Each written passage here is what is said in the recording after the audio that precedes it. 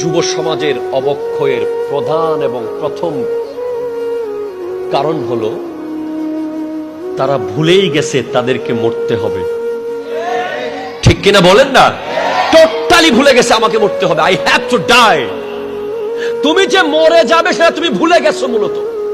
খোদা কি কসম, আমি সবাইকে বক্তব্য দিচ্ছি আজকে, as a cameraman, as a sound operator, as a light operator, এই টোটাল যারা আছে তাদেরকে আমি বলছি, আমরা ভুলে গেছি আমরা যে মরে যাব, আমার জন্য যে কাফন আসবে, আমার জন্য যে মানুষ লাশ আমারটা কাঁধে নেবে, আমাকে যে এলাকার মানুষ কোন কবরস্থানে গিয়ে ঘুম পাড়াবে, মাটি কুড়ে ফেলবে, এটা টোটালি আমরা ভুলে গেছি।